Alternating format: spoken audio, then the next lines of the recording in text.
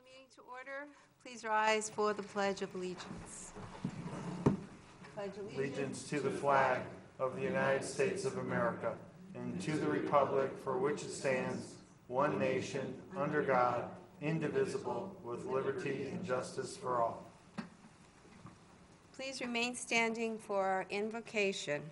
Julie Orwin from Beth Hagavut Congregation is here with us tonight. Good evening, Laura. Good evening, Mayor. Julie? And good evening, Council. Board. It works. It works? Sure. Yeah. Okay. Dear God, as we come together this evening, we acknowledge your presence among us and give thanks for the many blessings we enjoy in our lives.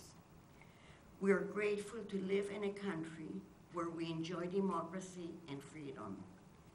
We appreciate the beautiful town of Fountain Hills, where we're continuously inspired by the beauty of your creation.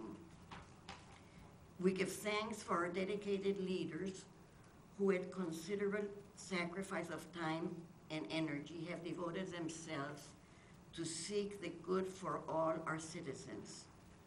We ask that you bless their deliberations as they gather this evening. We pray that your wisdom would guide their decisions and that they be granted the patience they will need to bring about a harmonious resolution to the many issues they face. Watch over them and their loved ones and bless them with the knowledge of your love and concern. Amen. Amen. Amen. Thank you, Julie. That was beautiful. Have a roll call, please, Nancy? Mayor Kavanaugh, Here. Vice Mayor DePorter, Here. Councilmember Brown, Here. Councilmember Yates, Present. Councilmember Hanson, Councilmember Magazine, Here. Councilmember Leger. Thank you. Thank you. And we'll go on to a proclamation. Proclamation declaring November 19, 2016 as Back the Badge Day in the town of Fountain Hills. Whereas Fountain Hills first responders stand watch over our citizens, selflessly risking their lives to protect individuals, families, neighborhoods, and property. And whereas it is crucially important for all citizens to recognize the duties, responsibilities, hazards, and sacrifices of local first responders. And whereas it is time to unite in solidarity to support the men and women who serve and protect our community. And whereas the fountain will be turned blue on November 19, 2016 in honor of the Fountain Hills first responders. Now therefore, I, Linda M. Kavanaugh, Mayor of the town of Fountain Hills, Arizona, do hereby declare November 19, 2016 as Back the Badge Day in Fountain Hills. So we're very excited about that. And I just wanted to tell you first about how this got started with the town. I was first approached by Mayor Michael LaVault of Youngtown, who had done a something similar to do what we had planned. What he had done was just some shirts that he had made out, which was Blue Lives Matter, and they presented them to all of their deputies. And he gave me one of the shirts, and he said, I'm passing the challenge on to you to do something because both of our towns are served by MCSO. At that time, manager Ken Buchanan was with us, and I went to Ken and I said, this is what Mayor LaVault is doing. What do you think about the idea? And he said he thought it was a good idea, but that we transitioned from one manager to the other, so it kind of got put on hold.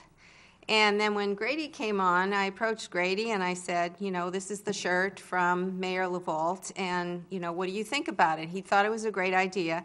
Simultaneously, I get a call from Lena Belliner who says, I want to do something for the first responders. So I said, wow, that's, you know, we both have the same kind of idea. We were thinking of these shirts, and you're thinking about the fountain. So that's how the partnership formed between the town and Lena Belliner and her team. So if you will come up, Lena, and Dave Paterno, Captain, and our Chief, Dave Ott, and Phyllis. Is anyone else here from your team? Vince? Okay. And there's two.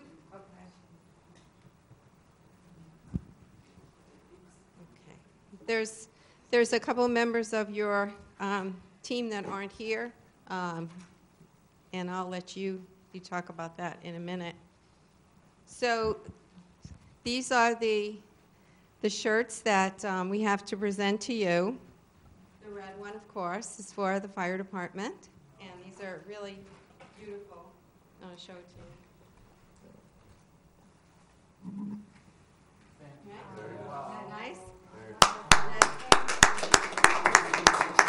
Same ones, the same ones in blue for, so let you hold that. Okay, that's you, come on, Vera.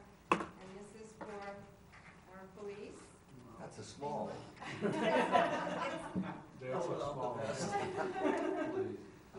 that to you. And I'm just going, since Lena started this, I'm just going to let her talk about the event that's coming up and how you got started with all of this. Go ahead.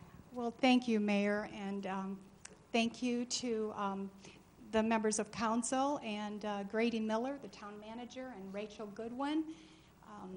It's just, this has been so exciting. It's been an endeavor, and we wanted to pay tribute to those men and women in blue and the firefighters that protect us every single minute of every day. And I thought, what a better tribute than to turn this gorgeous fountain icon that we have brilliant blue on that day. So Saturday between 3 and 6, come wear blue to honor the men and women who serve us. Phyllis? I'm proud to be part of this team. We're going to start the ceremony at 3. We'll probably turn the fountain towards 4:30 at the actual time and get the ceremony. We've got Gerald Pyro, we've got Montgomery coming. I forget the lady who lost her son from the... Mrs. Marianne Mendoza. Thank you. So we've got a great time planned, and Jim Doan's going to play. We've got 2 of the high school kids that are going to be singing the Star Spangled Banner, and God Bless America. So we're going to try and make it as patriotic as possible. Absolutely. And you guys have all been wonderful to work with, and I thank you. Can't thank you enough. Right. Okay, and we have shirts for all of our deputies and who serve here in Fountain Hills, and for all of our firemen and women who also serve here in Fountain Hills. So Bob wants to get a picture, so if you can show your shirts and pose for a picture. And these are for... If you guys want to hold these up as well. These are for your team. These are for your team, because you worked so hard to make this happen. Thank you. And we've also given shirts to all the council people and hope that they'll all wear them on Saturday. Yes. Okay, are we ready? Just like, wait a minute.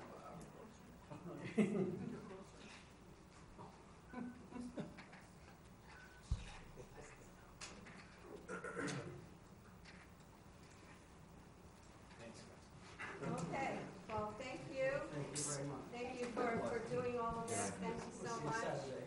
And,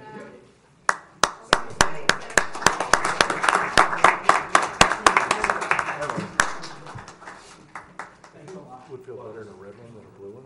We'd be happy. I like Saturdays. Dave.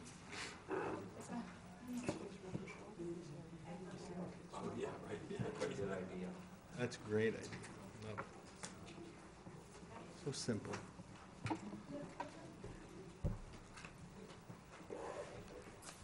all right, well, we give our first responders one more round of applause to say thank you from all of us. Okay, we hope to see everybody on Saturday, and we'll all be wearing our shirts. Okay, next is, I'm going to go right into our economic development update by Economic Development Director Scott Cooper.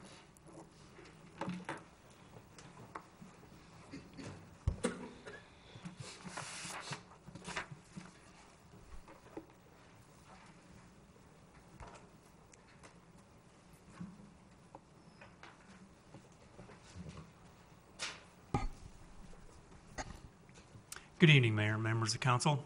Thank you for this opportunity. I appreciate it. It's been a little over a year since the last full update in front of you guys. So we've got some things to share and hopefully some news that you'll find promising. I'd like to start this off with a little bit of a kind of an overview of the state, and then we'll work in the region and then into Fountain Hills. The statewide industry report, and that's Arizona Commerce Authority, that's our state economic development partner. Their jobs created in the last year were just over 17,500, average salary just below $51,000, and $921 million in capital investment. Those numbers are down just a little bit for the state as far as jobs and salary. Capital investment was down about $500 million. A couple large projects the year before kind of inflated that a little bit. The regional report through Greater Phoenix Economic Council, they created about 7,700 jobs, which was up over 1,500 from the previous year. Company locates at 43, which was up 11, and capital investment was up $30 million to $930 million. So a pretty good year for GPEC. Our lead generation from our two major economic development partners, the Commerce Authority and GPEC, they were generated with, that were sent out, that I saw, were 83 leads, 66 from GPEC, 17 from the Commerce Authority. 3 of those we were qualified based upon site parameters, and all 3 of those remain active. They were a technology sales company, tech sales and services, an IT company, and a call center. Generated active leads, we have 9 active leads and 2 commitments. All these are essentially generated in-house. They're directly not related to a GPEC or a Commerce Authority. They're through our networking and relationships, direct contact, walk-ins, staff, chamber referrals, citizen referrals generated from our offices as well. And I will touch on those 2 commitments as well in just a minute here. Recent projects and results. We had the Fountain Hills Dialysis Center that had its grand opening this spring. We created about a dozen new jobs and $500,000 in capital investment. Bell's Outlet Department Store just had their grand opening a couple months ago, and about 20 new jobs and $500,000 in capital investment. One of the commitments is a microbrewery that is coming to town. He's got a site.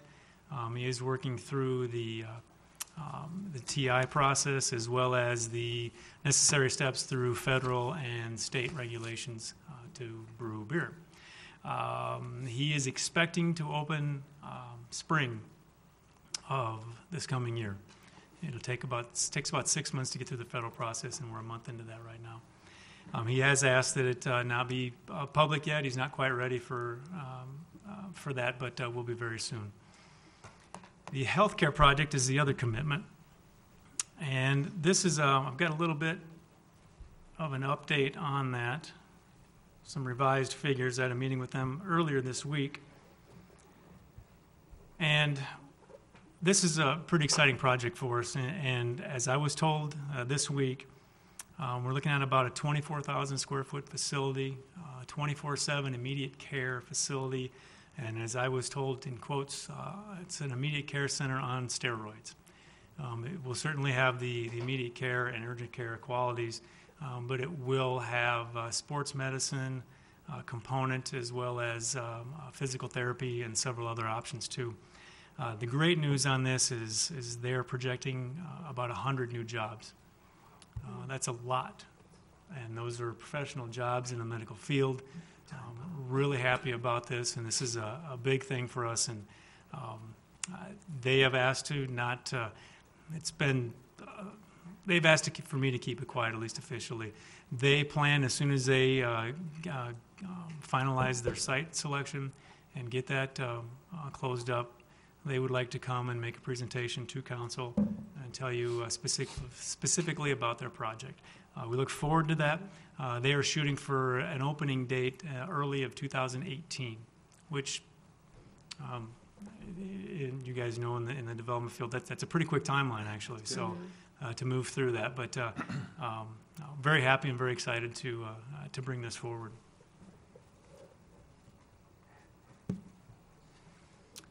Our business retention and expansion. As you know, I feel strongly that this is one of the most important parts of our economic development plan. And as you can see with the jobs, you can see why it's important. Brokers Alliance in 2015 had created about 11 new jobs.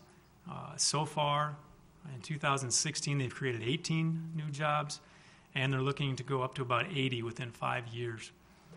They need about 20 more positions to fill before it would trigger their expansion plans here in Fountain Hills. And that's about a 10,000 square foot expansion. And they continue to go through the hiring process and continue to look. It's going a little slower than they had hoped, but they are finding good people and qualified people. And again, these are good good paying professional jobs. Prevco Subsea, this one always makes me laugh a little bit where we are in the middle of a desert looking for nautical engineers.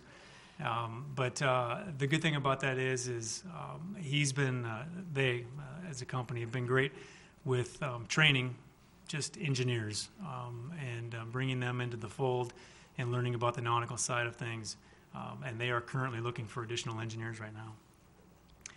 Workforce development is a major key in both our business retention and expansion and certainly our attraction efforts. And I'll show you why in a minute, or just next slide.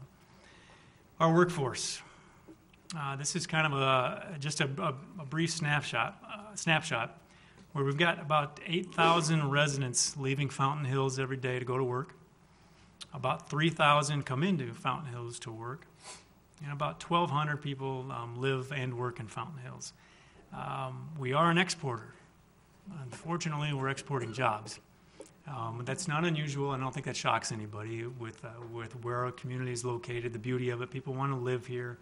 And that's certainly understandable, but my goal is to certainly shrink that ratio, to make that a little smaller so more people are living here and working here.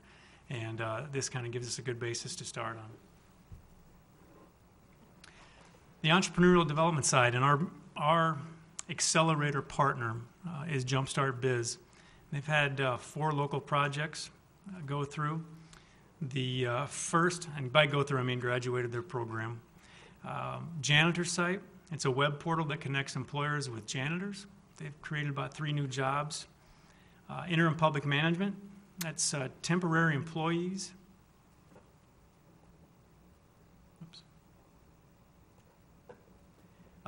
Temporary employees to municipalities, and they plan to have about 3 new employees by the end of this year. Wired up installation, it's a home automation and security systems. They created 8 new jobs through this program. Our goal in partnering with them, by the first quarter of 2017, we want 6 to 8 new businesses in the program. And we've been doing a lot of outreach and working with our partners at Jumpstart Biz to make that happen. We did business surveys. We partnered with Jumpstart Biz to, I think it was 125 new businesses, and that came through new business licenses in Fountain Hills. We did a survey with them to find out what are their major issues. And these were all new businesses and what their major concerns were. It was a good response. We had a 20% return rate, which is pretty good for a survey. It's really good for a survey. And what we'd like to do and what we're planning to do is make that a citywide, a townwide approach this early part of next year. Job fairs, it's something that we started new, and we're partnering with the Chamber of Commerce and Jumpstart Biz to do outreach and to help our area businesses, and that means to help Safeway and Fry's and to help Brokers Alliance and everybody in between who are looking for part-time and full-time employees to reach out a little bit with them. We had one plan, and we didn't get the participation that we needed, and we had to cancel, or postpone, I should say. We will be coming back and holding one locally first and trying to build it from there. We'd like to hold 3 in 2017. Marketing. This is the fun stuff. I put on everybody's in front of you what is the brochure, but what you have is actually the digital printout of it, not the actual brochure. It is stuck at the printers right now. We had a little snafu. I'd hoped to have that for everybody this evening, but that is the brochure. It will be put together, obviously, in a different format than what you're seeing it, but at least you can see the pictures and the content. That is largely our informational piece. It's our informational driver. It's our first and follow-up contact. It's what I'll take to meetings when I'm talking to our economic development partners and leave behind. It's what information that I can mail out as requested. Basically, it's sent to anybody that we're targeting.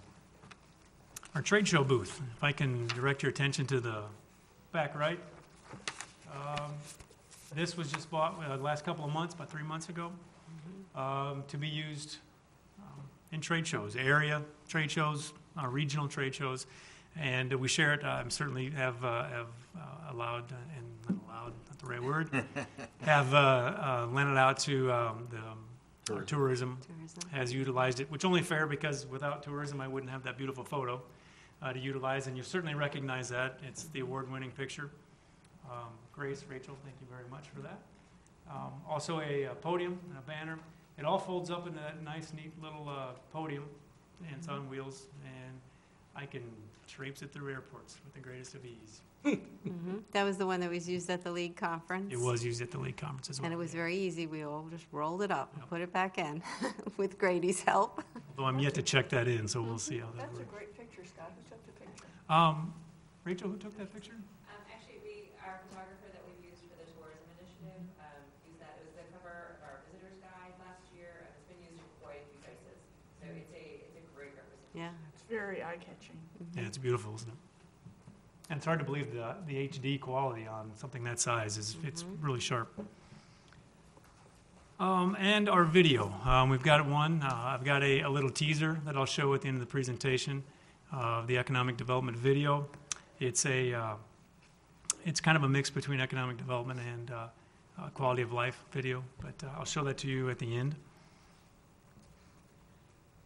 Keep working with our economic development networks, continuing to build on those networks and expanding on new possibilities. And in addition to last year's accolades, which I'll love to talk about them, I'm happy to mention them again. Movado.com, which is a real estate site, listed us as the third best suburb in the valley. Third. Third.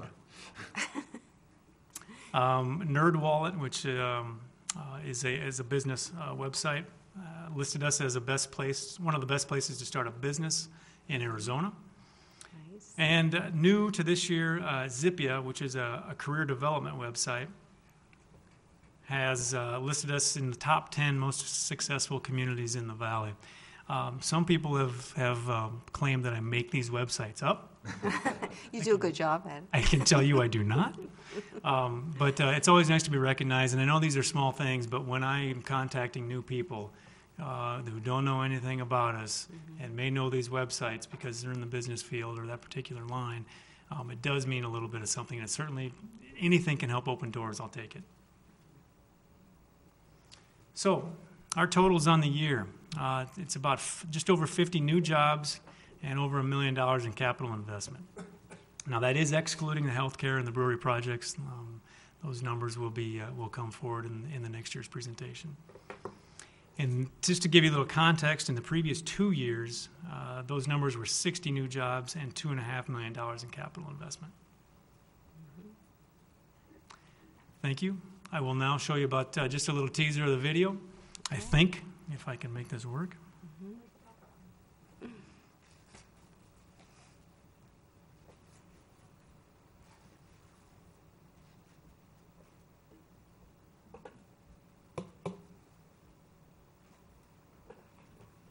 Everybody see that okay?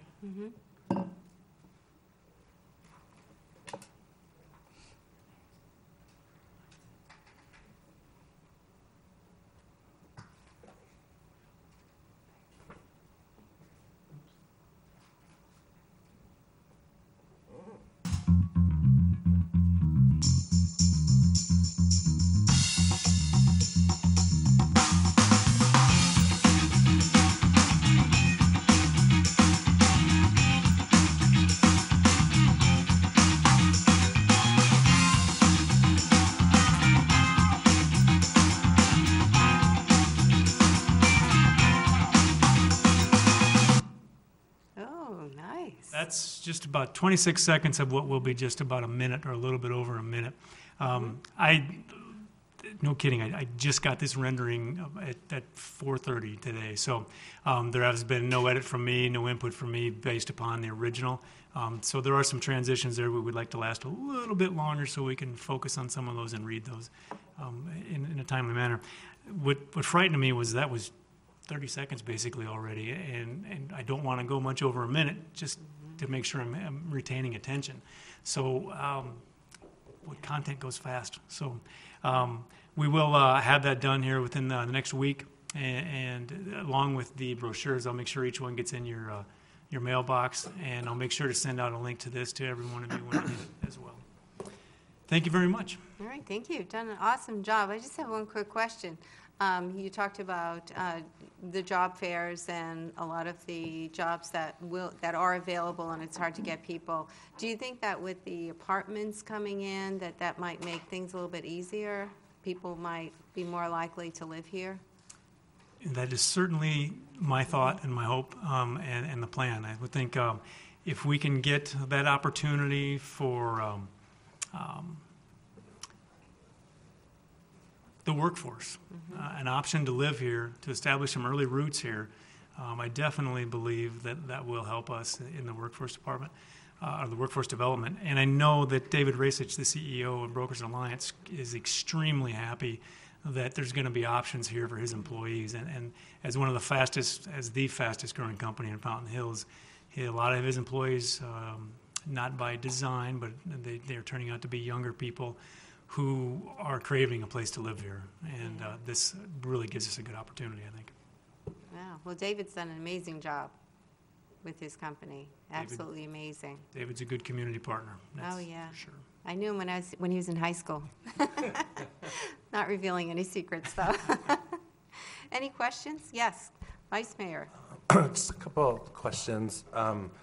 One, the health care related project. Can you give us an idea, without, of course, divulging what you can't divulge, where a project of that size fits in town? Yes, I can. I've been working with them for a couple of years, and demographics were a big part and a key play on location.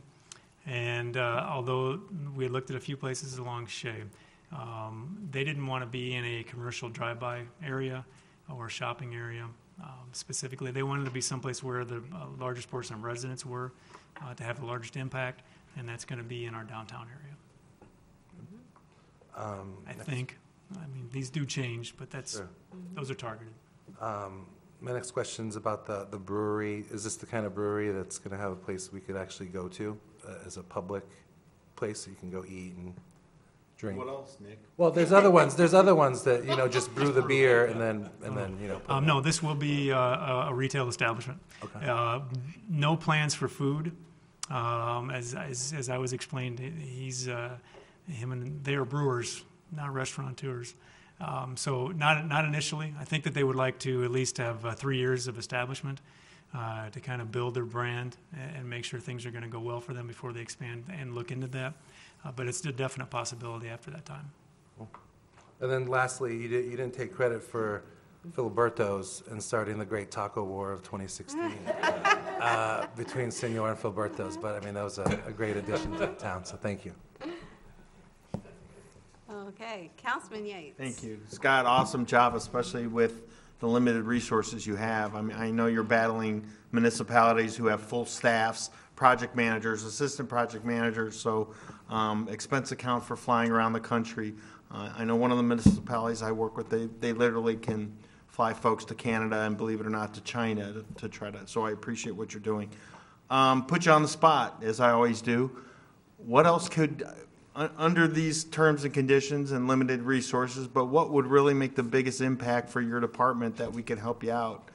Budget season's coming up. I'm not saying we're going to lower the dam, so to speak, but what would be the biggest impact for you that we could help? Outreach is the biggest thing, and there's a couple ways that could be handled. Certainly through social media, and the help. That's,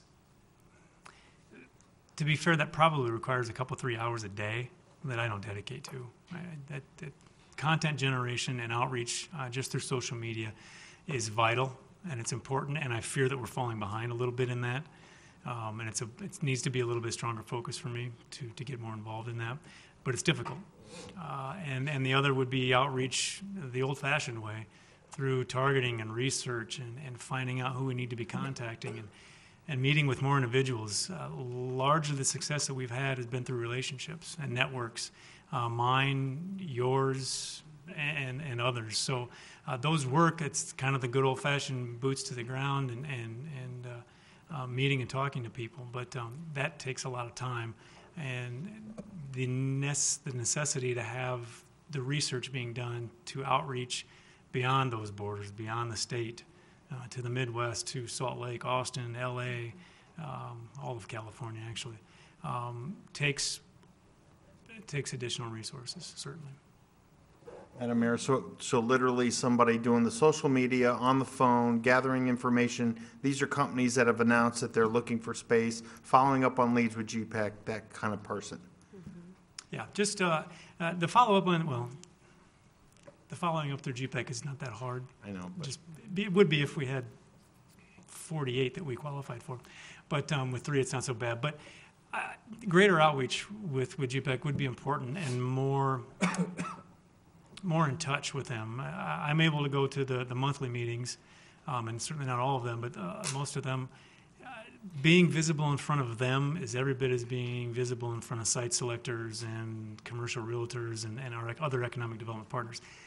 Out of sight, out of mind is probably a true thing, and they get projects that are smaller in nature that they don't take on because ABC company, small mom and pop shop, might approach them because they're the regional economic development arm and they're locating from Iowa to move out to the valley, and they can bring their business with them. GPEC might get that inquiry, but they're not going to handle it necessarily.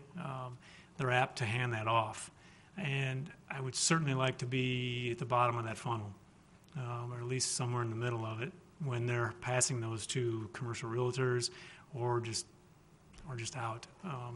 And I think more involvement with them, be it through the ambassador program, to getting community members involved in that.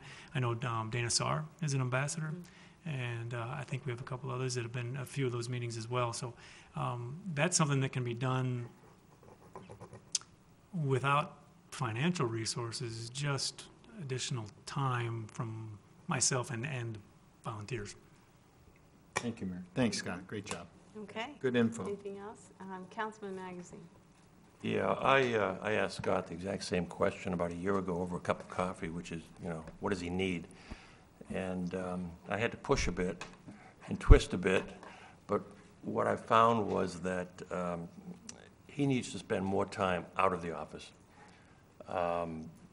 following up leads, doing the kinds of things that he's been doing. And the only way to accomplish that is with some kind of an assistant. And I know we have financial challenges, but I think if we did a cost-benefit analysis, we'd find that it would more than pay for itself. It could be very advantageous in terms of our income. Scott, the health facility, how many jobs did you say? I was just earlier this week, I was told 100. I presume they've done some studies and surveys. Where are they going to find these people? I mean, a lot of them, I assume, are technical people, and that's 100 over what period of time? Any idea? Yeah, they probably wouldn't. I don't know exactly the number of the period of time, but usually those run to get up full up steam 2 to 3 years with that number. We're fortunate to live at the edge of a healthcare corridor, and certainly 10 minutes off the Cura corridor, which Scottsdale markets as their healthcare and tech center along the 101. And because of that, we have a large amount of healthcare workers in that corridor, and the numbers they outweigh greatly any other professional category that we have within a 30-mile radius. So there are a lot that are potentials, and much more so than, say, a Brokerage Alliance trying to hire what they're hiring for. So I feel good about that, and they're certainly aware of that. They've done their research far more than I have on Fountain Hills and what they need. So I feel good. If they feel good, I'm comfortable. Doesn't mean it's going to be easy, but. Thank you. Okay. And Vice Mayor, one more? One more thing, I just wanted to echo the social media call. We talked about this last budget season. I think we put $10,000 aside. But it's something that's shared, between your needs and general town needs and recreation and those kind of things. It not only gets you on the radar screen, so much like our GPEC membership, if we talked about this, if you don't pay their dues, I've seen their maps. If you don't pay their dues, they have a map of the Phoenix Valley. If you don't pay dues, they don't write the name of your town or city on the map. It's like it's just a ghost town of land.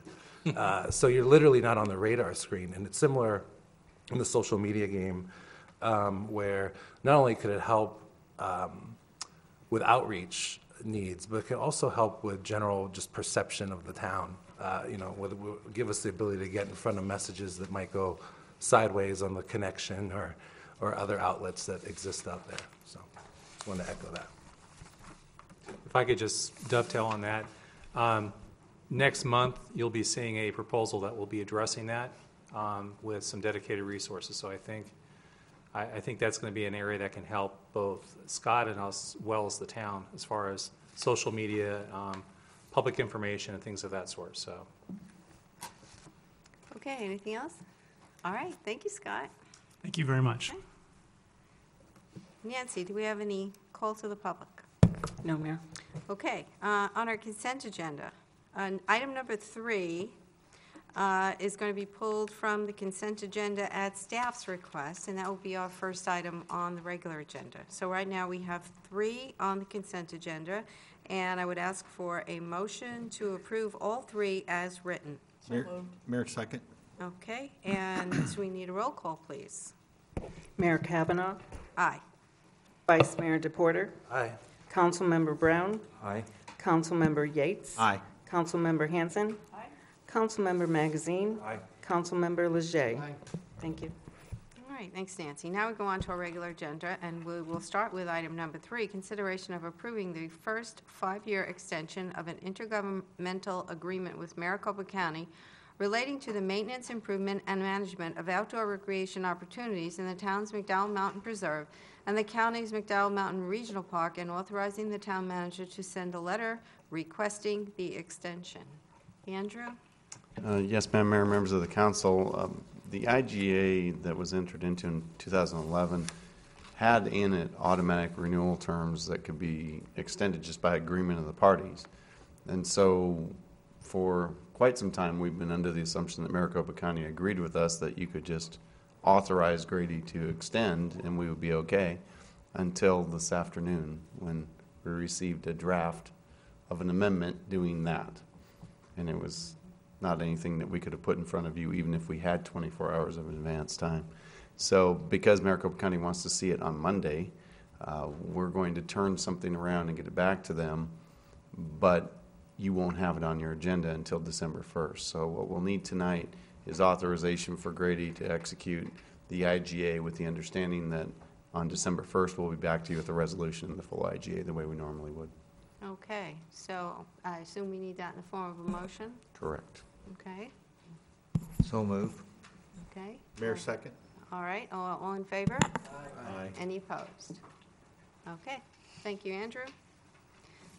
And we will go on to number 5, discussion with possible direction to staff regarding proposed amendments to the Town of Fountain Hills municipal sponsorship and naming rights policy related to special event fee waivers. Grady?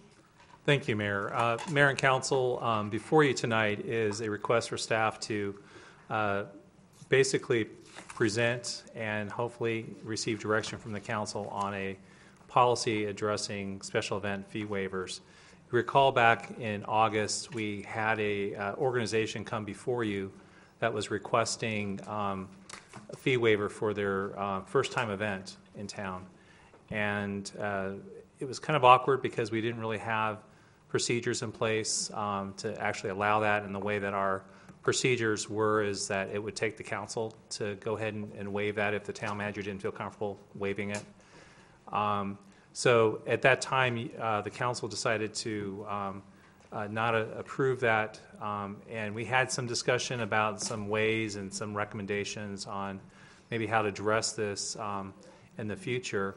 Since that time, the staff, Community Services Director Mark Mayer and Recreation Supervisor Rachel Goodwin and I have met, and we kind of flushed out some of the ideas that we initially discussed with you on August 18th, but backed it up with basically a document that kind of walks you through how to address this. So I'm going to go ahead and turn it over to Recreation Supervisor Goodwin, who's going to go through her presentation with you tonight, and then you have an opportunity then to weigh in and provide some direction and feedback.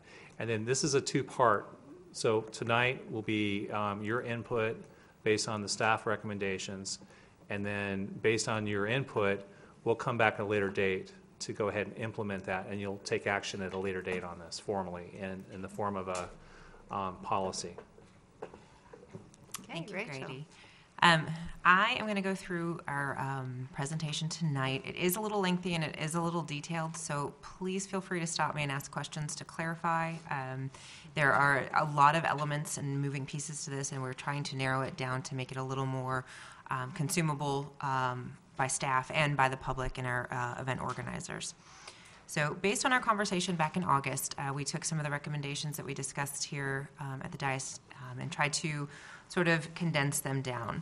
So where we're going to start tonight is what it currently says, what our current language per the sponsorship and naming rights policy reads.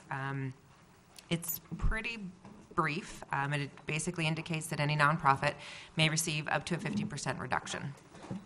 It's straightforward.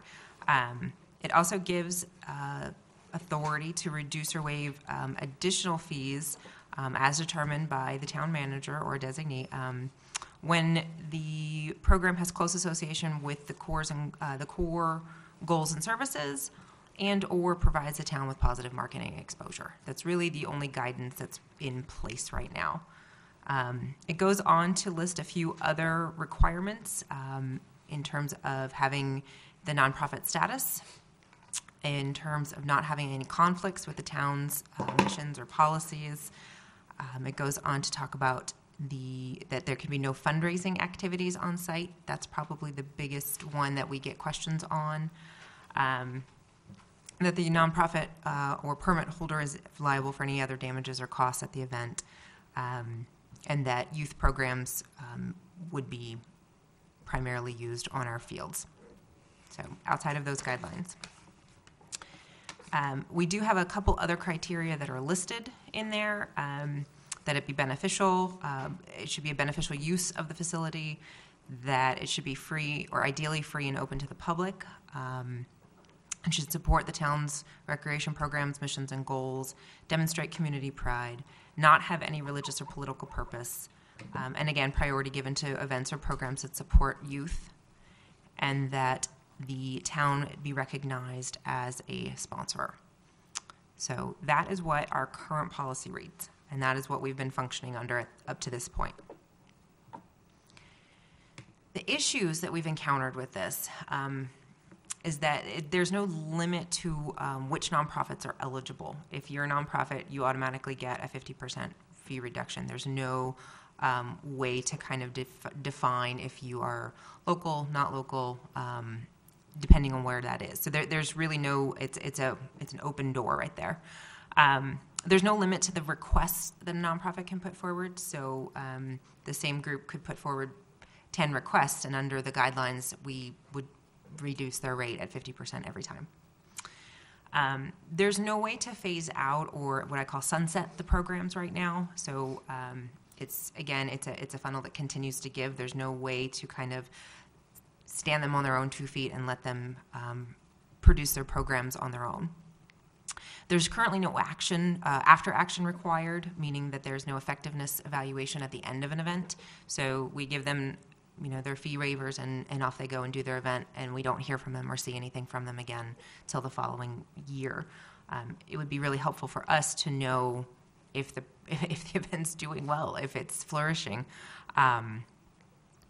There's also no tool to indicate what fees or support are being solicited, or in turn what we're giving them. There's no kind of balance to say, hey, we would really like the use of this facility for this time at this date with trash cans and tables. There's no mechanism for that. It's just sort of a carte blanche free-for-all sometimes. So we want to try to get a handle on that. And there's also no priority given to the proceeds remaining here in Fountain Hills. So having a event fundraise here in town and then taking those funds to support an out-of-town initiative is something we'd like to consider. So moving forward, I did a little research, and I know we had kind of gotten into this at the last discussion in August about what are other municipalities doing. There's really two schools of thought that are out there that are the most prevalent. The first one is what I affectionately call the coupon system. You get a waiver. You get a flat fee waiver of whatever delineation of $500, $1,000, whatever that is, towards your group, and that's what it is. You use that towards your bottom line costs, and you get it once a year, and there's no questions asked. So it's sort of generally doled out one per year per nonprofit. Generally, it has been limited to local groups only. Those are generally done by smaller municipalities or municipalities more consistent with the size of Fountain Hills. Larger municipalities often have a budget or often have designated funds to support event waivers, and that's often done on a scholarship basis. You apply as an event, you put forward your request of what you're looking for, why you're deserving, and then those funds are delegated on an annual or semi-annual basis. So once the pot's gone, the pot's gone. We are not generally in that boat right now, as far as I know. So those are the two ways that have really been the most prevalent that I have been able to research. But what we are proposing is actually a third option. This is something that we, again, kind of discussed at that point, but would like to flesh out a little more tonight. Is the idea that we want to help events and we want to nurture them and help them grow. But just like kids, we want to help them grow up so that they can go out and stand on their own 2 feet. That's how we want to help our events here become financially stable. So the concept that we have worked through is a 3-year program, a phased support cycle, with year 1 being a potential full fee waiver. We'll get you going. We'll help you get on your feet by helping you waive the fees that you would incur from the town. Obviously, they would still be on the hook for any marketing or logistics or other things like that they would incur. But in terms of town fees, we would look to do that. Rachel, are we talking about nonprofit here or all events? All events would kind of be run through this checklist to see if they would qualify for this, if they're requesting it. If they've got the money and they're ready to go and they don't need our support, then by all means. As we move through, I'm going to actually kind of fork into some nonprofit and for-profit options here, but the fee structure would be applicable to either. Pending approval, of course. So a group that comes in that's a for-profit group or a commercial group or something like that could also apply for the 100% fee waiver? They could technically, if they meet the additional criteria when we get to that point. And I'll give you a couple of examples that have done that with us, so you can kind of see the value there. Mayor? Okay. Yes, Councilman Magazine. Rachel, there are 2 words that kind of jumped off the page at me as I read this, and maybe you have an answer for this, but the words are up to. Mm-hmm. How is that going to be determined? I'm sure the council doesn't want to be in a position of determining whether or not it's 50% or 60 or 70 or whatever. Sure. I think the intention here is to really put the the practice on to the Special Events Committee, and that committee is comprised of a number of different staff from different departments, including myself and our fire, our MCSO, planning, zoning, finance. And we come together on a monthly basis and really evaluate those. So I think the recommendation would come from that group based on that. And again, the up to was sort of put in there for the idea that if we were to have a group come to us and say, we want to hold a 2-week-long festival that's going to shut down Fountain Park, I don't know that we would ideally waive that full structure in that format, but we would like to have the opportunity to kind of decide what makes the most sense fiscally and to put forward a recommendation there. When you say a recommendation to whom? Ideally to Grady. And as long as Grady and the committee are consistent with their feelings on it, then that would be executed at that level without having to come to council. The only time I would foresee it needing to come to this level is if there was a disagreement or there was an appeals of that the group either didn't receive a fee waiver or they didn't receive up to the point that they were hoping for. Just makes me nervous. Fair enough. If there's and if you have suggestions, and that's hopefully why we're having the discussion tonight, if there's suggestions to mitigate that, feel free. I do have a suggestion. Mm-hmm. We have a town manager for a reason. Okay. Let him hear the recommendation. Let him make the decision. Okay. And I have on a number of these occasions. On ones that I didn't feel comfortable, that last one I brought, it was because I didn't feel comfortable making that decision on that because I had some concerns with the community benefit in terms of not that the benefit of the event, but just that it was very limited. It was a paid event for people to participate, and I didn't see our own residents necessarily benefiting from us waiving the fees, and so that's why we brought that to you. The other thing, too, I just want to talk, because I think Councilmember Magazine brought up a really good point. I also view the up to 100% of costs.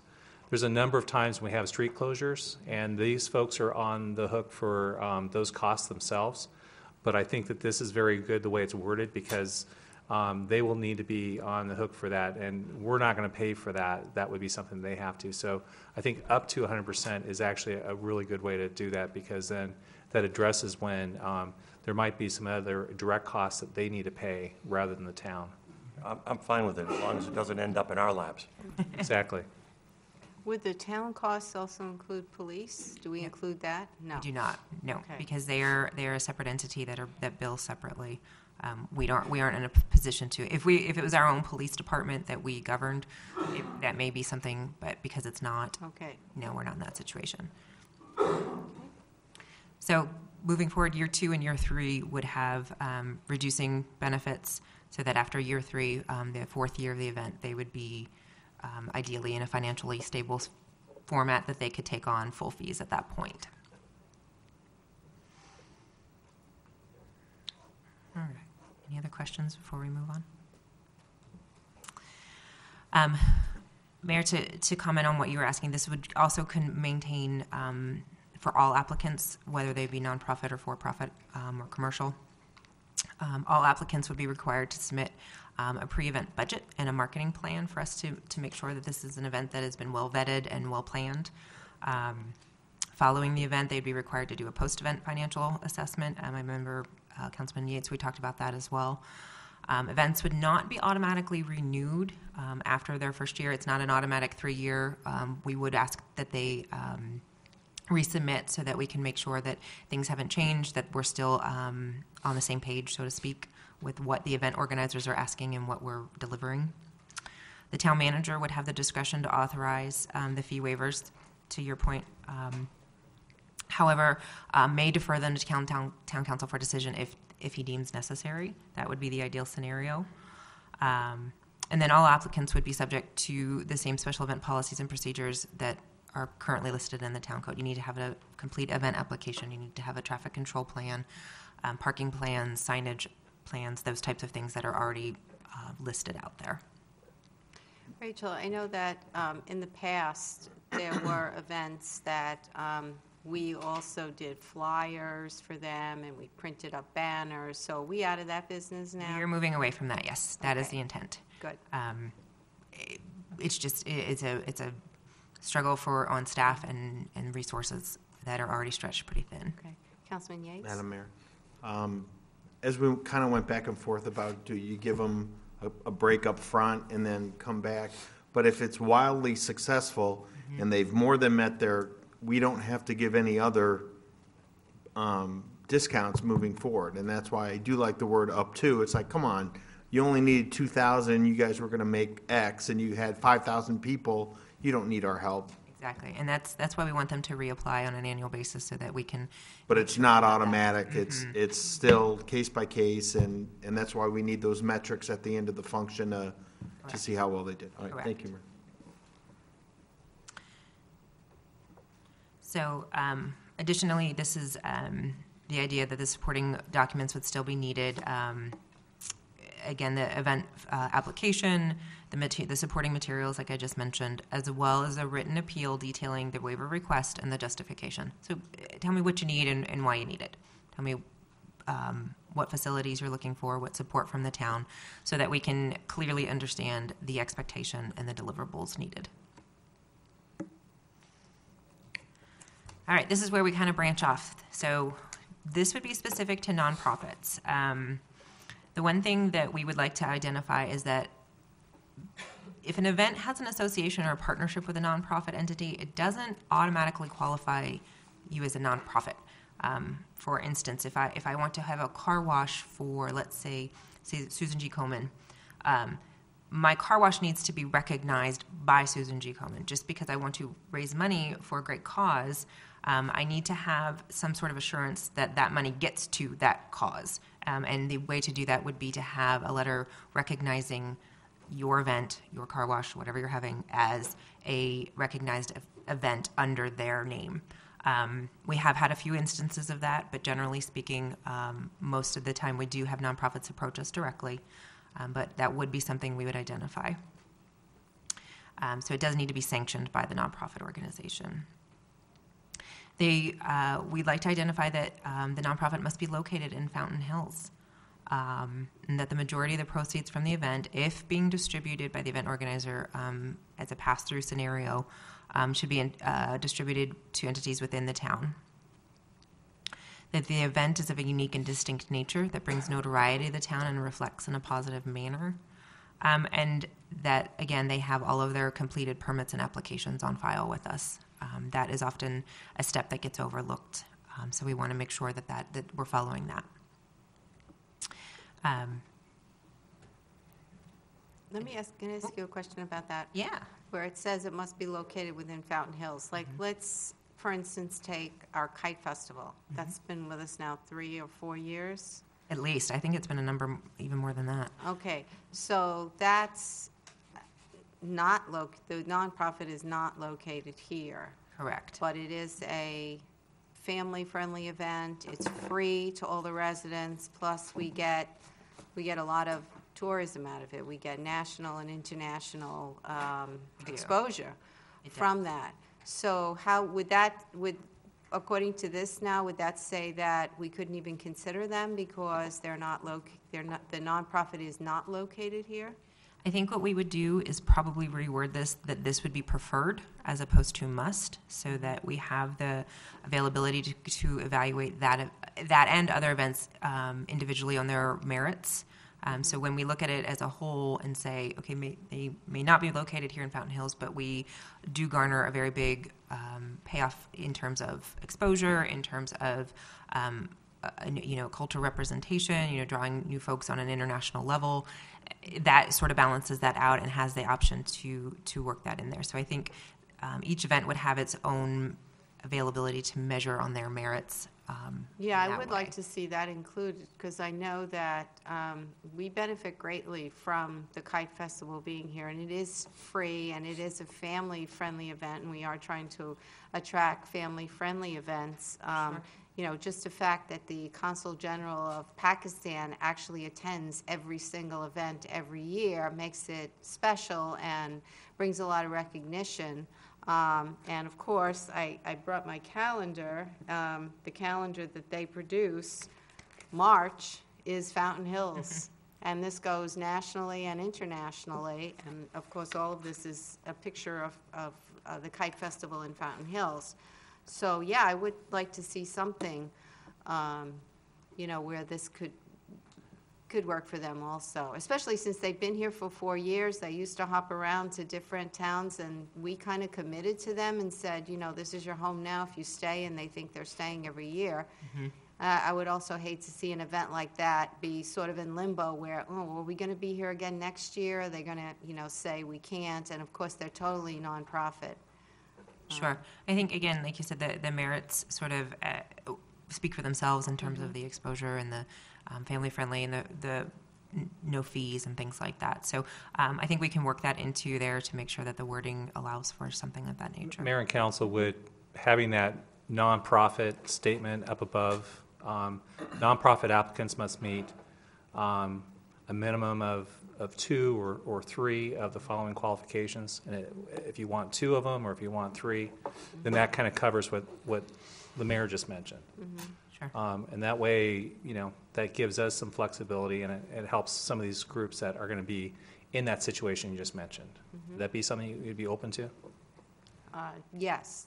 I would like anything added to this, keeping particularly the Kite Festival, since it did take a few years for it to catch on, and now it seems to be very popular, and the weather and the wind have been cooperating in March, so it's been very successful for us. And I know we've also gotten quite a bit of tourists who have come into town. I've seen them walking around the fountain and stopped and talked to them, and they said, well, yeah, we were here for the Kite Festival. So, you know, it's great to have this new group discovering Fountain Hills. Sure. I think we can work that language in. Great. And just have one more question. Just in general, are we talking about all facilities? Are we just talking about parks? Or if someone wants to wants free the community center? And the only reason why I'm thinking about that is because the community center generates revenue, and if we give that away, you know, probably not the park is going to be used, but the community center, we could be jeopardizing a wedding or something like that. Absolutely. At this point, we don't put any limitations on what they can request.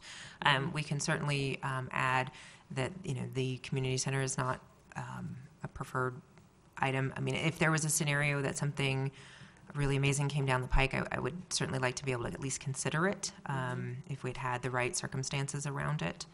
But at this point, I would say 95% of our requests come for outdoor spaces, whether that's parks or the Avenue or Centennial Circle. But we do a number of fee waivers over at the community center for different nonprofit organizations here in town. I know, like when we had the Sister City Conference that we hosted, that was one that we gave. And also, I believe, like the Sister City annual dinner, we did the same thing. So there are some things that we do that I believe the criteria over at the community center, through the booking arrangement, I think that we have the ability to waive based on the merits of what's being requested. And they don't generally come through the special events avenue. Those events that you just named are because they don't meet the criteria of a special event, meaning that it impacts, you know, the public and safety and things like that. So they don't generally come through this system. Okay, good. Thank you. Questions? Anybody? Councilman. Thank you, Mayor. I appreciate it. Rachel, expected attendance of 2,000 or more. If this was a first-time event, would that not discourage someone? I'm just wondering if that number's high, is it arbitrary, or what the deal is? It is a guesstimate, I guess I should say. It's negotiable, obviously, on this at this level. The idea is that we would like to consider events that are of a certain size and scope. An event that, you know, is looking to bring in 50 to 60 people and incurs $2,500 in fees, waivers, or something like that. It's the ratio there that seems to be a little skewed. You've answered my question. It's negotiable. Okay. Thank you. Anybody else? Mayor? Okay, Councilwoman. And along those lines, the one about priority pricing given to town residents, I'd like to see that one weighed carefully. If it is a fundraiser, like that one dinner that didn't occur, proceeds were going to go to the community garden. Yes. So if it was for something like that, it would be, I think, up to the citizens if they wanted to pay the fee or not to support the community garden. Sure. So I wouldn't want to say, no, we have to give big discounts to our residents if they don't mind paying the fee for something they support. Absolutely. And I think that's the intent of this slide in particular was that these would be items that would be considered as part of the kind of the overall package, because we have definitely found that each event needs to be weighed on their individual and viewed individually as opposed to, lumped into one category. Each event seems to have their own intricacies and their own things like that. So I certainly understand that. Thank you. Anybody else? Okay, Rachel, go on. All right. We sort of skipped to this one, but just to double check that everyone noted, we did identify events of 2,000 or more, ideally with priority pricing for town residents, innovative regional marketing, and events that generate overnight stays obviously are ideal. Not always, but that would be ideal. Moving to commercial or private events, Mayor, to your comment earlier, what we did was try to put in some guidelines that are a bit more strict and a bit more rigorous, so that they have a higher bar to reach in order to receive the fee waivers. It would need to be events that provide a national exposure, events that have a statewide or a Southwest regional draw, events with expected attendance of 2,000 or more. Again, we kind of try to keep that consistent, but it is negotiable. Events open to the public or priority pricing, once again. Events of a unique and distinct nature.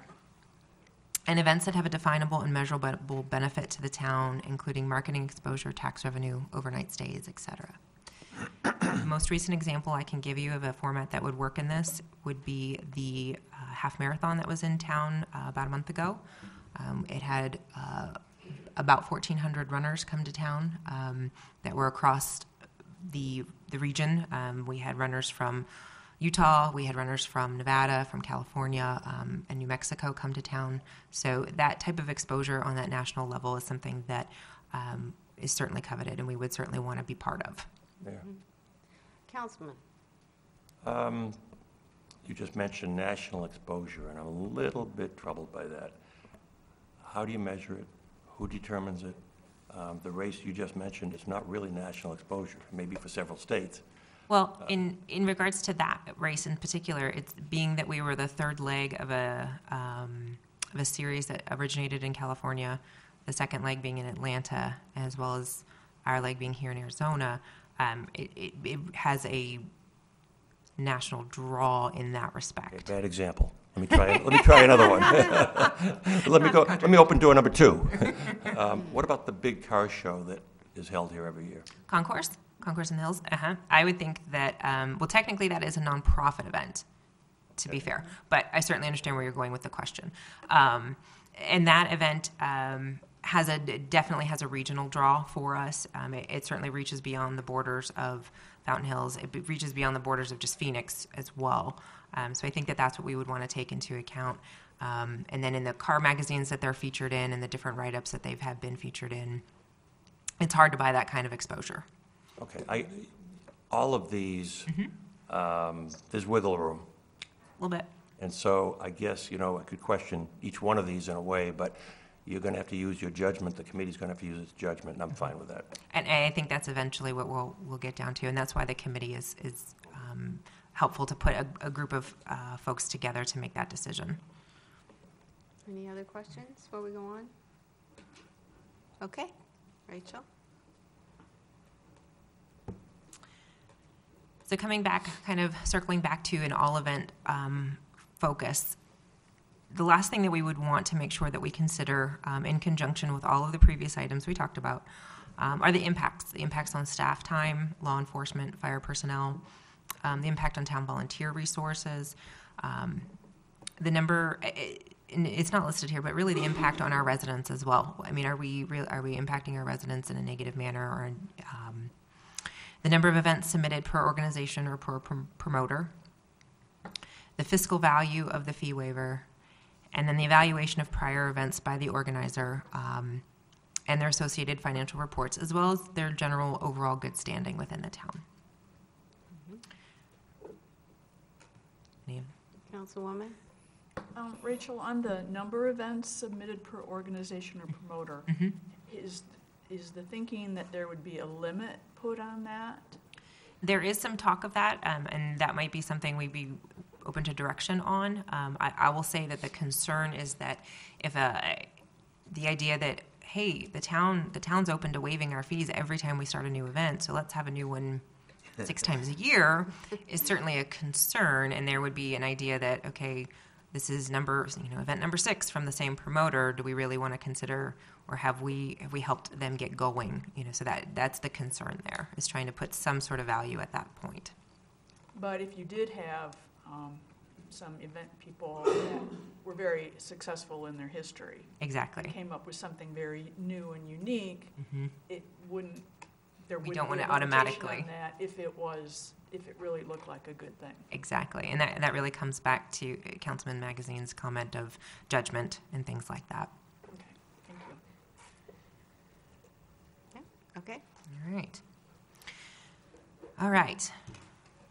The last item that we had talked about back in August was the idea of legacy events. There are a number of annual events here recognized as pillars in our special events calendar. As such, these events would have the privilege of operating under the following guidelines. So they would not be subject to the items we just listed, the 3-year plan, and some of the other things there. Ideally, the legacy events that we established they have to maintain dates, the format, the impact area, the organizer.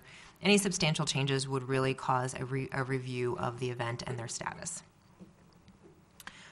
The rental fees for town property would be waived for the events. However, all other permits, rental costs, and other incurred fees, such as road closures, MCSO, would be due them, just as it's currently done. The events would follow all town guidelines and special event permit procedures, including deadlines, traffic control, all of the items we listed previously. And their participating vendors would be required to abide by the Fountain Hills business license requirements. So, to no surprise, the legacy events that we are considering would be the Fountain Festival, which is the chamber event that's held the second full weekend of November to include a Thursday through Sunday format. So should the event change and decide they want to go to a week-long festival, or they want to move the event to December, that would be something that says, hey, that's not really what we agreed to. We need to reevaluate what that might mean. The Great Fair, which is the fair in February, the last full weekend of February, under the same format, a Thursday through Sunday. The Oktoberfest is organized by Fountain Events, Inc., to include a Friday and Saturday format on the last weekend of September. And the St. Patrick's Day celebration, also organized by the Fountain Events, Inc., to be held annually on the Sunday before March 17th.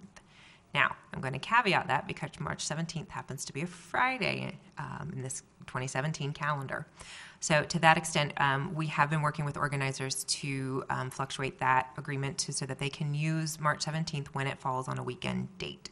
When it falls on a weekday, it would revert back to the Sunday before. Okay, I just have 2 questions about that before you go on. Yep. Even though they're legacy events and they've been operating in a certain way, would the provision that all profits that are made have to stay here in Fountain Hills apply to them? No, they would not fall under those guidelines as it's currently written. The legacy guidelines are a separate impact, I guess. Okay, I think that I would, if we are in forever putting out all the costs for the legacy events, I would like to see the profits stay here in Fountain Hills. Okay. Just like new ones that come in. Okay. We certainly have a lot of different organizations that they can be dispersed to that have far-reaching, impact in lots of areas. I mean, Sure. veterans and Rotary and Kiwanis and there's and schools. There's so many different ways here. And my other question is, if there are any major changes to the event, and I'm not sure what major would be, how would that affect their legacy standing? And I'll use an example of an event that is actually not listed here as a legacy, but everyone is probably familiar with the Thunderbirds Art Festival. The Thunderbird Art Festival, as far as back as I can tell, has traditionally been held on the third weekend of March, second weekend of March. They came to us this year, and we had the day on the calendar. That's their traditional weekend. And they said, we don't want that weekend anymore. We want to move weekends. And I said, well, that's not necessarily as easily said as done. I need to see what's available. I don't know if I can get you a full weekend on the avenue. You impact a Thursday through Sunday situation. I need to see if we have a weekend. So we kind of went back to the drawing board to see if we could find something that was suitable for them. So it's sort of the idea that something changes that impacts the rest of our calendar or the rest of the event. If all of a sudden they want to close down new streets, or they want to change times, or they want to change the length and say they want to expand from a 2-day festival to a 3-day festival, that has impact. And the fee waivers, the cost of that goes up as well, that we would need to review to make sure that that could be handled and managed. So that's really why that's put in there. Additionally, if an event decides, hey, we don't want to do this anymore. We decided we're done with producing one of these events. We'd like the opportunity to reevaluate what that event looks like, where it goes, and if it is going to be picked up by another nonprofit or it's going to be picked up by another group. What does that look like? Does it change? Does it become a for-profit group that takes it over? Having the means to do that and reevaluate that it just doesn't automatically transfer is really what we're trying to protect against. Okay. Anything else? Councilwoman. Since I won't be here to vote on it, but it's kind of a slippery slope thinking about like any veteran type organizations, because it's kind of like turning the fountain blue. It's to acknowledge and thank our local law enforcement and fire protection, but that's a far-reaching thing. We're acknowledging and supporting, all law enforcement, and so that's just one area that it seems to say it has to be within Fountain Hills is kind of a difficult thing to achieve. And then my other question was there any discussion on when an event might qualify to be a legacy event? And of course, I'm talking far in the future, but if an event would ever turn into a legacy event. That's a great question, and the criteria of what a legacy event looks like and what it needs to achieve in order to do that is a great question that's still being vetted at this point. I know Grady and I have talked about that at length. And is it a number of years? Is it a number of, is it an attendance criteria? There's a number of different elements that seem to come together to create that. And we have not yet had a good identification of what that is. But generally, it's been the history. All of the ones that are listed here, they've been going on for many, many years. In fact, the Chamber's events, I believe, have predated incorporation. Yeah. So that was kind of like, that's why we use the term legacy. But I do think that there is an opportunity, I think, for us, perhaps for the council, for us maybe to have in the policy that the council can make that determination at a later date if there is a request by an organization, or if there's an organization that appears to meet that criteria, we could bring that at the council to make that determination at a later date. Sure. So you're currently working on it, like you have all these other things. I think you guys have done a great job. Thank you. Because it is very important, and because events are very special to the town, and so good work. Thank you. I appreciate that. Anything on this side? Vice Mayor.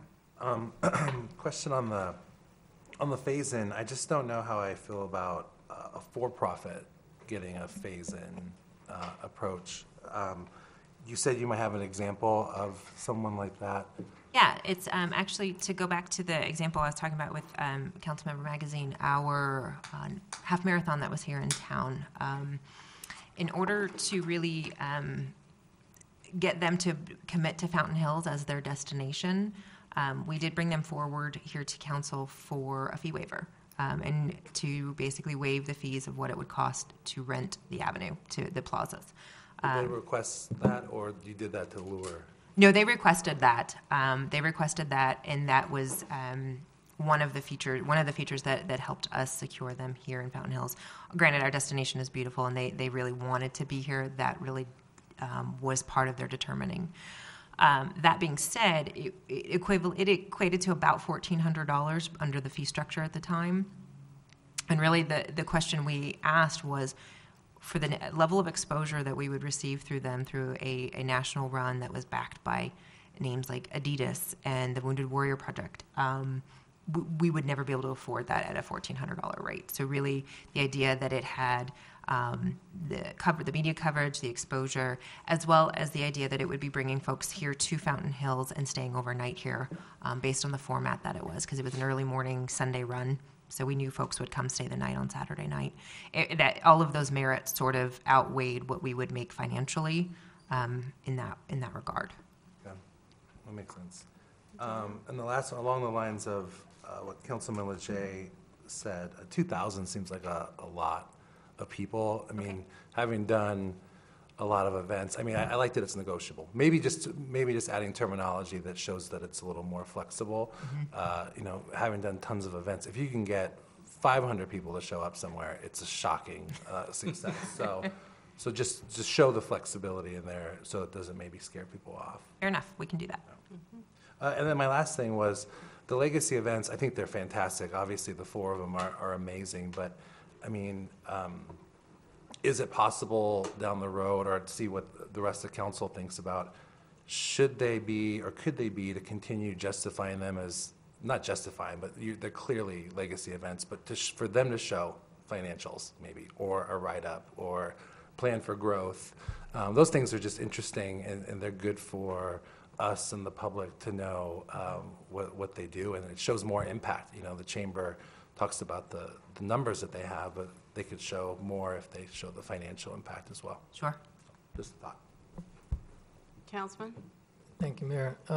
Rachel, with respect to legacy events, how does the Thanksgiving parade fit into that whole scenario? I mean, we've been doing that for years, and I'm not sure what costs are associated with that. If we're waiving fees, I know they pay pretty much for, you know, security, so forth and so on. So does that fit into that category somehow, some way? You know, that's a really great question, because technically it should, although there really are no fees that they incur because of the turkey trot prior to.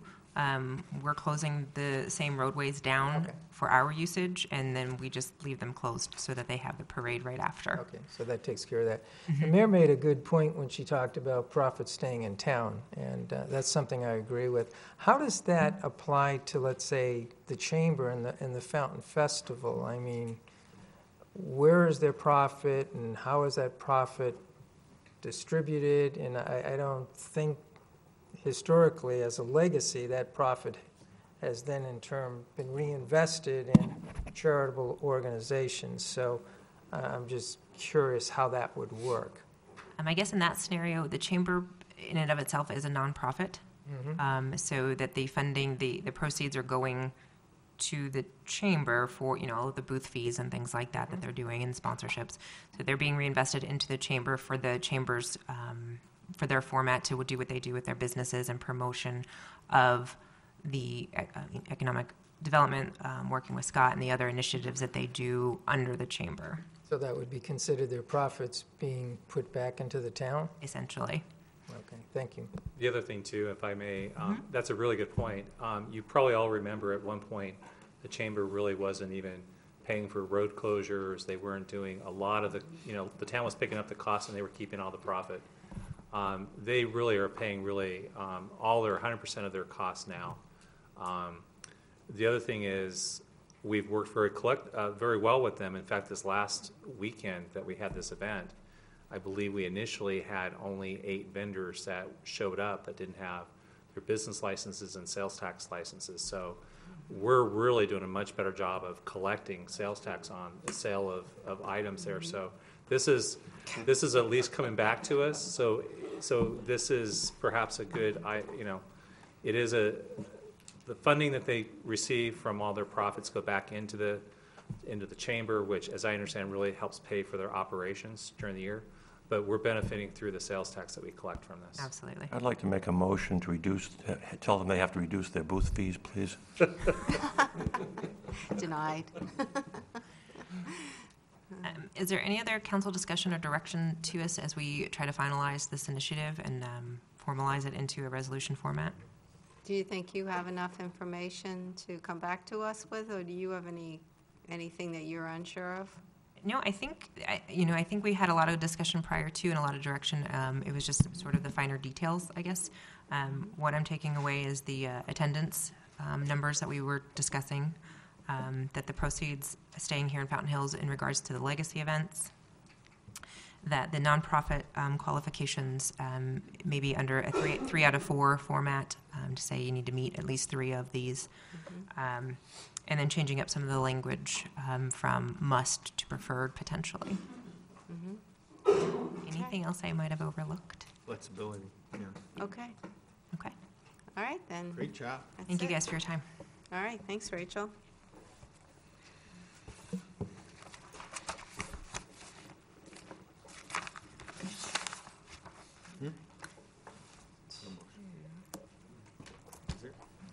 Okay, so we'll go on to number 6, consideration of Resolution 2016-31, adopting the Town of Fountain Hills financial policies amended and restated November 17, 2016. Grady? Thank you, Mayor and Council. I'm going to go ahead and call on Craig Rudolphi, our Finance Director, to just give a brief overview of this. He and I have been kind of struggling with this particular topic since last year, as the policy said something that really wasn't something we could really implement the way we do our budgeting. So, Craig, I'll go ahead and turn it over to you to kind of explain how this will actually work and I think be more consistent with council intent. Hi, Mayor and Council. The policy made reference to the fact that any surplus that was generated in the current year would be transferred to the capital improvement fund going forward. Since my arrival at town, I tried to find where those transfers was being made, and I was not able to do so. I believe it started in around 2010 when the economy was not doing well, the town was not doing well, and my predecessor concluded that it would be best to leave those funds in the general fund to cover any shortfalls that might occur. So in talking with the current town manager, we concluded that it would be best to put something in policy to give me direction and guidance as to how and when those transfers would be made. So that's what we've done. We added just a couple of sentences to indicate that at the end of each year following the audit, that based on the audit results, we would transfer that money to the capital improvement fund in the current year so that it would be available for budgeting in the upcoming year. The other change that was made was at the request of our auditors for a couple of our newly created funds that, according to government accounting standards, council is supposed to provide clear direction on how those funds are, the fund balance is to be used. The tourism fund and the facilities replacement fund they were approved by council to adopt and create, but there was never any direction giving as to how they should be classified for accounting purposes. So we added some language to indicate that during the budget process annually, council will approve the recommendation of staff as to how those funds are to be classified for fund balance purposes. Those were the two changes that were made in this revision. Okay. Bless you. Questions for Craig? Well done. Okay. Then I need a motion for this resolution. Mayor, so moved. And second? Second. Any speaker cards? Okay. All in favor? Aye. Any opposed? Okay, now we'll go on to number 7. Recognition of Councilmember Cassie Hansen's service to the town of Fountain Hills. Okay, I'd like to start. I have something here from the town, which is traditionally given to each council person who has served and survived. And if I just take a minute to read you something that I wrote. On behalf of the town of Fountain Hills, I want to thank you, Councilwoman Cassie Hansen, for your 8 years of service as a council person. 8 and a half. Sorry, yeah, it seems like longer, doesn't it? Those 8.5 years have helped guide the town through some of its most difficult years. But I want to go back further than 8.5 years, since your service to the community started long before then. You are one of the pioneer families who helped start our beautiful town and set it on its path to where we are today. You and your entire family have put your hearts into making this town the best place to live by your many years of volunteering in government and other service organizations.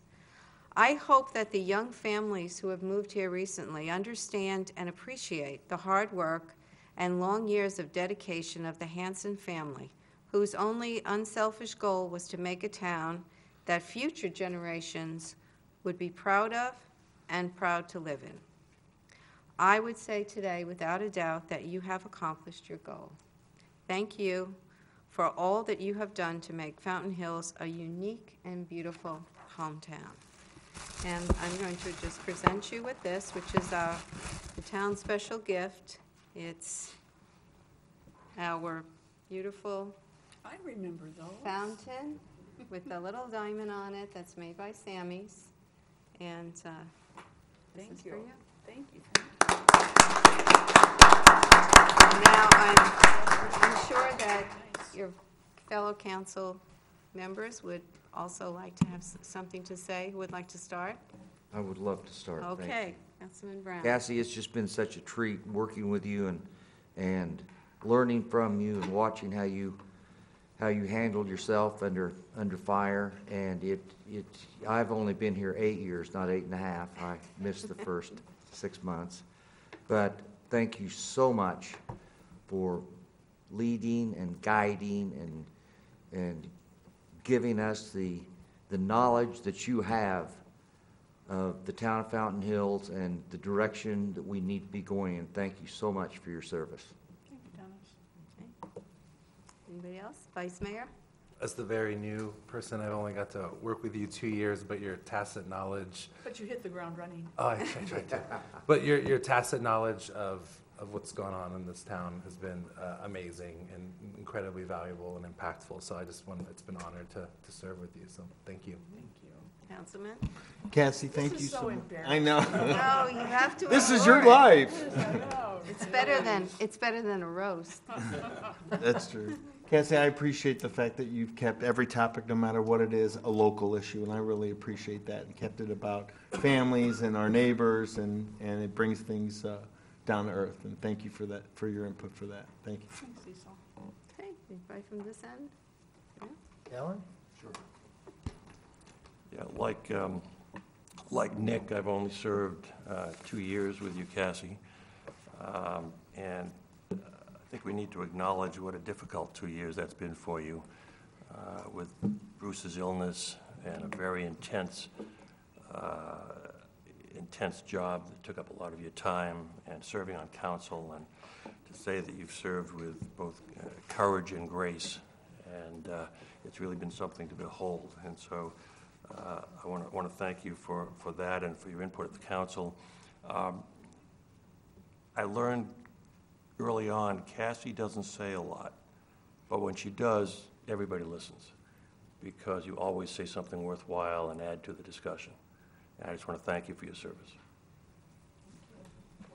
Cassie, it's been an honor and a privilege to serve with you for 8.5 years, and you have always, as has been stated, well studied, always the best interest of the town in your voting, and the manner in which you've conducted yourself, grace.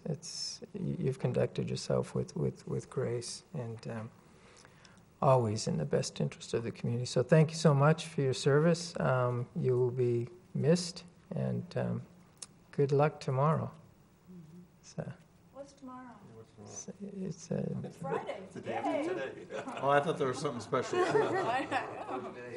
Hey, Dennis, help us out here. Help us out here, Dennis. No, it's the first day of the rest of your life. Yeah. Without being shot at. There you go. We don't have to read all this. There you go. Thank you, Dennis, for that. It's been a pleasure, Cassie. Thank you so much for your service. And if you'll all join me in standing and saying thank you.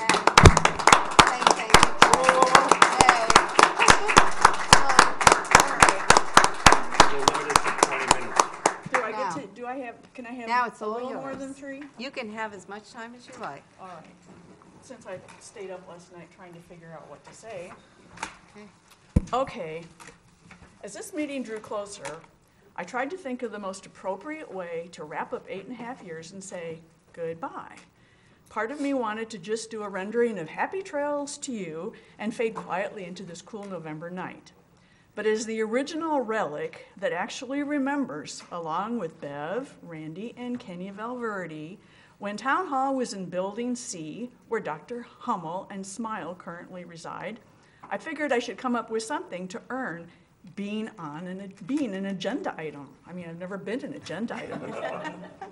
Since moving to Fountain Hills in 1989 and getting involved in the incorporation effort, I've been on both sides of the dais for over 20 of those years.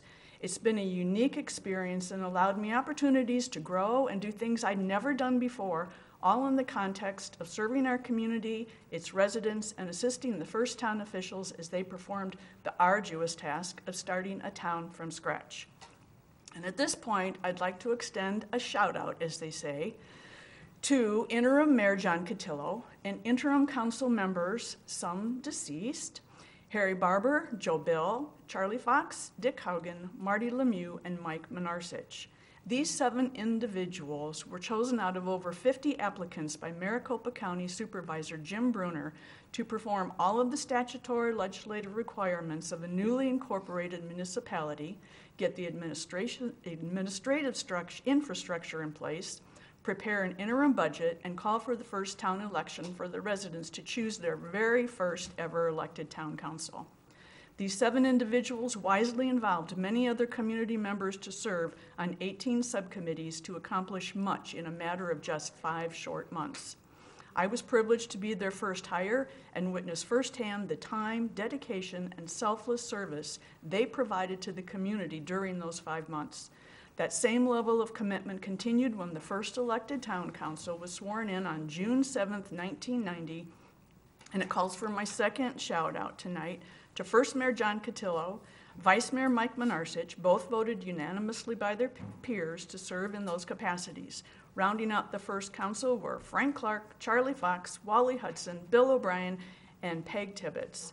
These 7 individuals brought an array of experience, expertise, and knowledge to the council chambers with the single-minded focus of ensuring the success and stability of the fledgling town.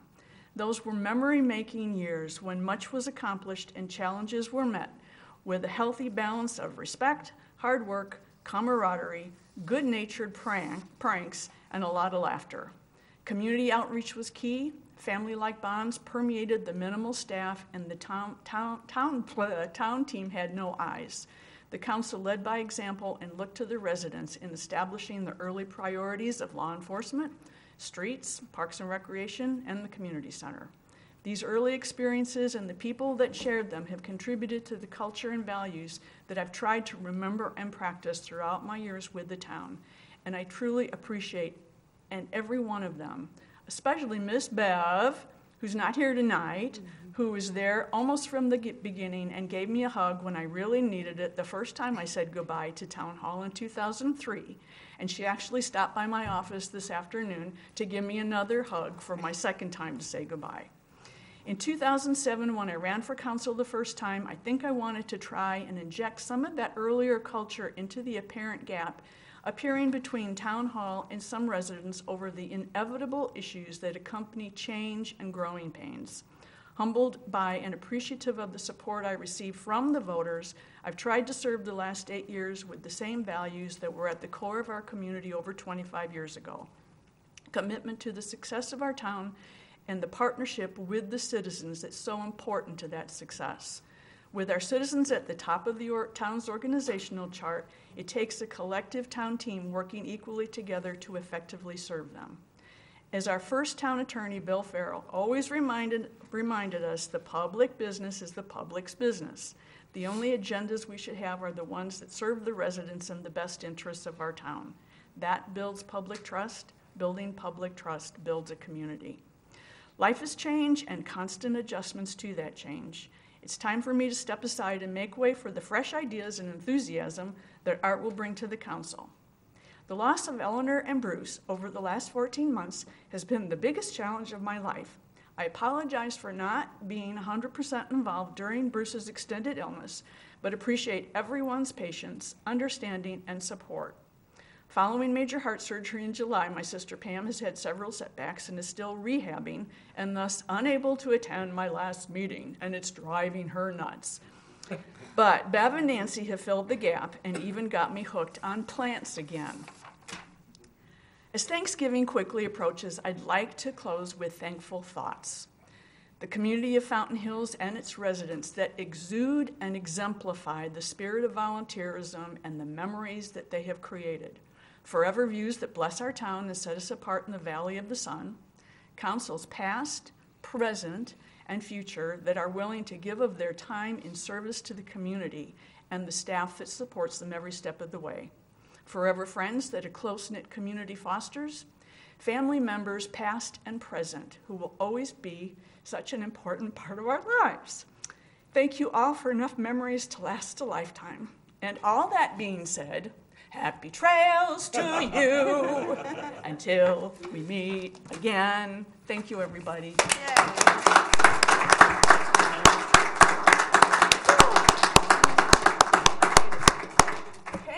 Okay. Move to adjourn. Oh, no. No, we've got more stuff. Of course. Okay, we already have our direction to the town manager and to the staff related to the issues. And let's start off with some activities that went on since our last meeting. The L. Allen Crookshank River Time Museum had its Historical Society dinner last night. Great speaker, funny guy. I'm going to let Councilman Magazine talk about that. What am I supposed to say? Well, you were there. Dinner This was is your big Dinner was moment. delicious. No, it's a very nice affair. And we had a speaker who told us, gave a presentation on 12 ways to not die in the desert, which we found very, very interesting. It was very enjoyable. Great, okay. East Valley Mayor's Luncheon was hosted right here in Fountain Hills. There are about 9 mayors and our 2 Native American presidents who regularly participate, rotating the location quarterly. We discuss issues primarily related to the East Valley, but also any other timely matters that affect us. And generally, we help each other when help is needed, and it's always great to have a help from a bigger neighbor. We had 3 ribbon cuttings in a row. The first was the official opening of the Musical Instrument Park. Many thanks to the 2 Rotary clubs, all the generous donors, and to our staff for giving this wonderful gift to our kids. We did a ribbon cutting at the Girl Scout Tunnel. That's the tunnel at Golden Eagle Park. That's a pass-through on one of the urban trails. The Girl Scout troop, led by Nita Blows, did a fabulous job painting it, and we thank them for their hard work and dedication to our town. And the next ribbon cutting was for our own reconstructed tennis courts at Golden Eagle Park. Our tennis courts are some of the most utilized amenities. Thanks to our staff for getting that done before the cooler tennis weather set in. With the Copperwind Women's Pro Challenge being held here at the Copperwind Resort, there has been a renewed interest in tennis, so we're glad that we can provide well-maintained courts. I want to congratulate the 2016 Fountain Hills Leadership Academy class on their graduation. These are the present and future leaders of our town. John and I represented our town and our sister city organization at the annual Polish Heritage Ball. This event celebrates Polish culture and Poland's great partnership with the United States. Of course, it's special for us since Zamość, Poland is our sister city. Town residents, Consul Bogomil Horsham and his wife, the National Director Elizabeth Monte Horsham, attended with us. Grady and I had the honor of meeting with the Consul General of El Salvador, German Alvarez. Town resident and former Councilman Enrique Melendez organized the meet and greet. We had a great discussion on our future partnership with our sister city of Ataco and some of their needs. Also attended the meeting were Vice Consul of El Salvador, Freddy Vargas, Consul of Chile, Kenneth Smith, and Senator Kavanaugh. Now I've saved the best for last. Congratulations from all the council and the town of Fountain Hills to the Ladies Falcons volleyball team on winning the 3A state championship, and we'll be honoring them at our next meeting. The Lady Falcons beat Northwest Christian in the finals to win this title of state champions. Congratulations from all of us, and thanks for bringing that big trophy home to our town. And just reminding everybody that Turkey Trot is in the morning of Thanksgiving, and also the parade. And happy Thanksgiving from all of us. And do you have something? Two quick things. Go right ahead. One, I was excited to see Fearless Kitty had their shop opened for the festival this past couple weeks. So she gave a quick tour, and it looks like their facility is coming along nicely. Did you bring home any kittens? No kitties. I sponsored some, but none are at no new ones are at my house currently. And the last thing was very exciting, especially for our neighborhood. The Four Peaks bus barn was taken down today. Yay. I heard the loud noises outside and was very excited, and I drove over there, and it's gone. It's all safely taped off right now because it's still a work in progress. But that house that's right across the street has a new view of the mountains now. They're so happy, aren't they? Gone, so it looks very nice. Mm-hmm. And on that note, Grady, they are going to do more improvements. That's right. There's going to be revegetation, and so it'll look really nice once it's all completely finished. Okay. Anything else? No? Motion to adjourn? No. Let Cassie do it. Oh. Huh? You want to do a motion to adjourn? Here.